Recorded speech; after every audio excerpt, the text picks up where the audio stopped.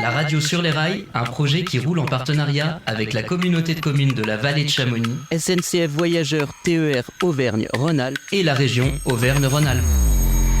Globule Radio, la radio sur les rails. On va accueillir bientôt Jérôme Bouchet qui va nous parler qui va nous parler de l'organisation du combat des rennes ce week-end. Il est là, Jérôme. Je le vois arriver. Il dit bonjour à Gérard. Ils se connaissent, bien sûr. Bonjour, Jérôme. Bonjour. Ça va ? Installe-toi avec nous. Merci. On est en direct, toujours. Tu sais, le concept de cette émission, c'est qu'on propose une émission en direct depuis le train en mouvement. Et ça y est, on est dedans. Alors, on a accueilli déjà Thomas de Voissou, qui nous a dit qu'il avait beaucoup de travail pour fabriquer les cloches, notamment pour le combat de rennes.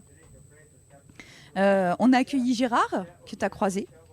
Et puis maintenant, on t'accueille toi. Merci beaucoup de venir alors que tu es en plein montage de cette grosse manifestation qu'est le combat de rennes. Donc, bienvenue à bord et merci de nous rejoindre. Donc, toi, tu es élu à la mairie de Servoz. Tu es délégué au cadre de vie, aux travaux, aux bâtiments communaux, à la voirie, à la signalétique. C'est ça ? Ouais, c'est ça. Beaucoup de choses sur une étiquette. Oui, je suis premier adjoint au maire et je suis pas mal de dossiers sur l'ensemble de la commune. L'engagement, alors au niveau des pompiers, c'est depuis tout petit déjà. Quand j'étais gamin, j'étais déjà passionné par les pompiers. Donc après, quand j'ai eu un peu de temps disponible et puis l'âge requis pour rentrer chez les pompiers, j'ai fait ça tout de suite à Chamonix en 92-13 par là. Et puis après, l'engagement au sein de la commune, c'est venu petit à petit. J'étais déjà souvent bénévole dans les associations depuis qu'on habite à Servoz depuis 1998 maintenant.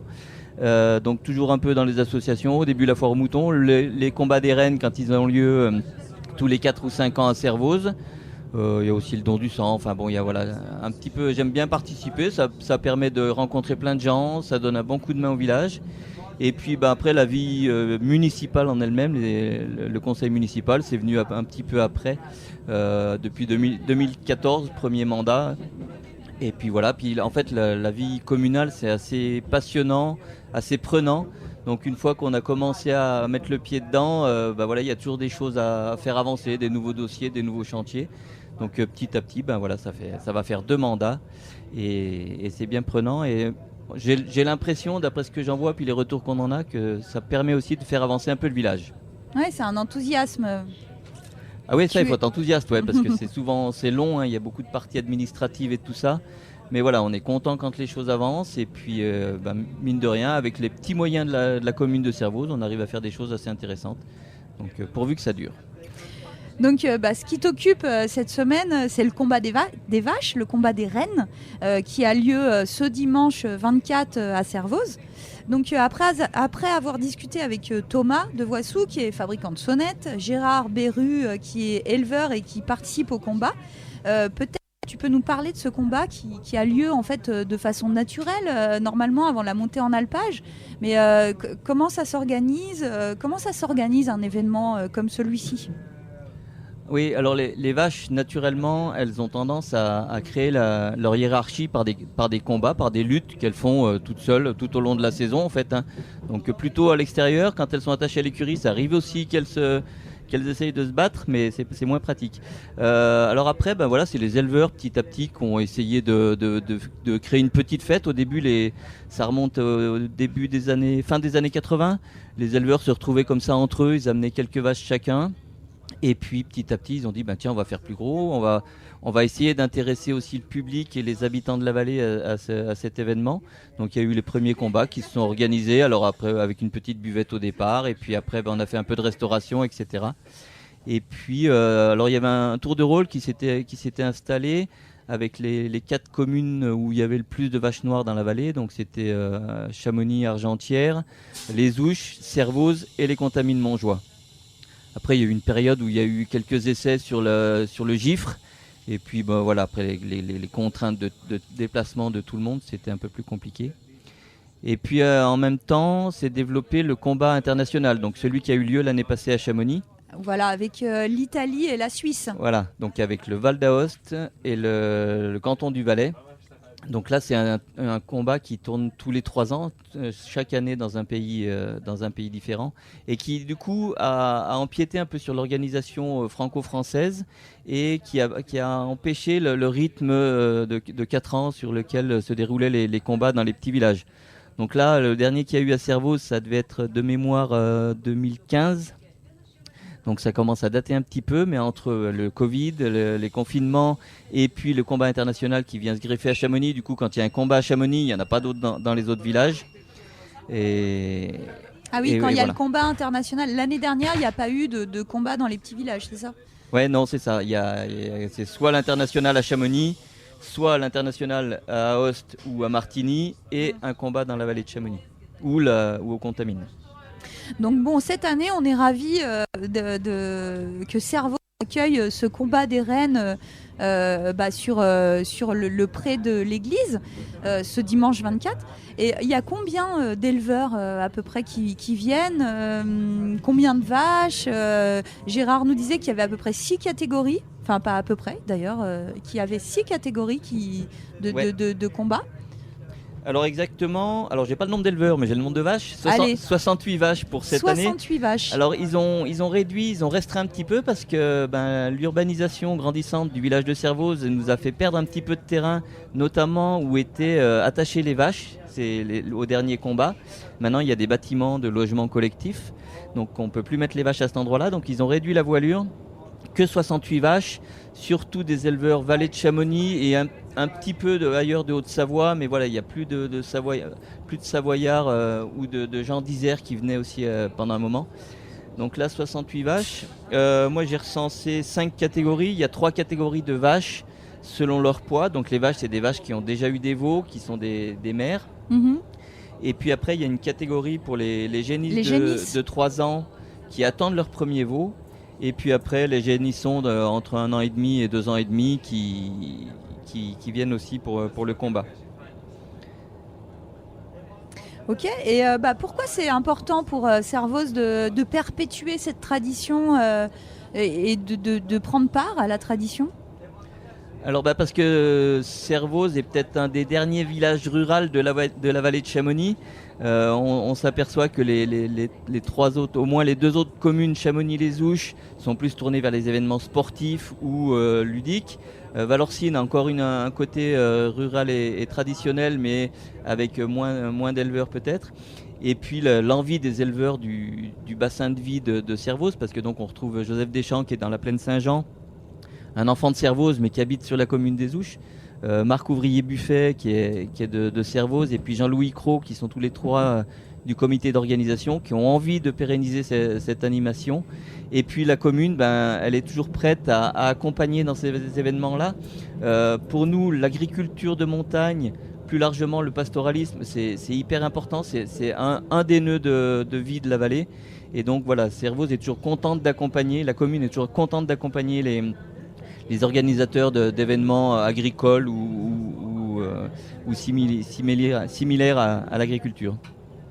Ok, et qu'est-ce qu'ils vont trouver les visiteurs? Alors, pourquoi il faut venir ce dimanche? Déjà, il y a les passionnés des luttes de vaches. Donc on a souvent des visiteurs valaisans, des Italiens qui viennent aussi. C'est quand même du folklore. Il y a une petite hiérarchie, puis il y a quand même cette petite ambiance qu'on retrouve dans toutes les compétitions, que ce soit sportive ou ne serait-ce que les concours agricoles, avoir un prix, avoir une bête qui se démarque des autres. Donc voilà, il y a cet attrait-là. Il y a des passionnés pour ça. Et puis il y a les curieux et les gens, comme je disais tout à l'heure, qui viennent parce qu'à Servoz, il y a encore cette tradition un peu agricole et rurale. Et des gens de Chamonix ou de Salanches qui viennent pour ce côté-là attractif du monde agricole. Voilà. Oui, puis pour l'avoir vécu, c'est vraiment, qu'on s'y connaisse ou pas en vache des Reims. Moi, je suis pas une spécialiste de la vache des Reims, mais c'est quand même, c'est prenant. C'est un combat qui est prenant. Enfin, tu es dedans. C'est hyper, presque addictif, quoi. On peut passer la journée à regarder ça. à être à fond pour Morzine ou Ligurie ou raclette. Ouais. Et puis d'autant plus si on a un meneur de troupe, si on a une personne au micro qui sait mettre l'ambiance, qui sait expliquer un petit peu aux gens que le fonctionnement, parce que tout le monde ne le connaît pas, et qui sait mettre l'ambiance, on a vite fait de prendre de parti pour telle ou telle vache, celle qui se bat le mieux. Et même en étant complètement novice, on arrive à s'attacher. Puis après, l'émulation collective fait que il y a une grosse ambiance qui se met. Et dans le public en général, il y a souvent une grosse ambiance de gens qui prennent parti pour telle ou telle vache, ou alors tel ou tel éleveur aussi. Chaque éleveur a sa notoriété. Donc on pense souvent à René Ravanel d'Argentière, qui est là depuis une éternité, qui a depuis les premiers combats, et qui est toujours présent sur les combats. Et voilà, lui, il amène aussi une certaine ferveur que le public sait déployer ces jours-là. T'as une chouchou, toi ? Alors moi, je ne suis pas très au fait du nom de chacune et de tout ça. J'ai de la famille qui a des vaches, donc je vais plutôt être de ce côté-là. Et puis après, pour que la meilleure gagne, moi, j'ai pas de parti pris. Donc là, maintenant, nous sommes en gare de Saint-Gervais-les-Bains-le-Fayet. On est arrivé au terme de ce voyage, mais on a encore un petit peu de temps en gare pour en discuter. Si toi, tu as le temps, Jérôme, parce que j'aurais bien aimé parler de ce mois qui arrive pour Servoz, qui est un mois danse en animation. Parce qu'il y a beaucoup d'événements phares, notamment le Chirvathlon et la foire aux moutons. Alors, est-ce que tu as le temps d'en discuter un petit peu avec nous avant que... Oui, j'ai le temps. De quitter ce train. Oui, la période d'automne est toujours une période très, très active à Servoz. Ça a commencé déjà le week-end dernier avec les Journées du patrimoine. Donc, c'est vrai qu'il y avait beaucoup d'animations à la Maison du Lieutenant, notamment. Oui, donc fin mi-septembre, les Journées du patrimoine, c'est national. Servoz, Maison du Lieutenant, c'était surtout autour des outils anciens et de présenter encore des gens qui savaient se servir de ces outils anciens. Donc il y avait beaucoup de choses, encore une fois autour de l'agriculture, parce que notre village était plutôt agricole qu'industriel. Donc il y avait un monsieur Salvetti qui montrait pour enchapeler une faux. C'est aiguiser une faux avec une petite enclume et un marteau approprié. Il y avait des démonstrations de charcuterie à l'ancienne. Il y avait beaucoup de moules pour le beurre, de barattes, enfin de choses comme ça. Et puis voilà. Oui, et puis à Servoz, vous savez quand même faire la fête, parce que à la Maison du Lieutenant, il y avait aussi toute une animation autour de la musique et des papilles, parce qu'il y a eu battle de farcement, il y a eu concert, la turbine, il y a eu Barelli.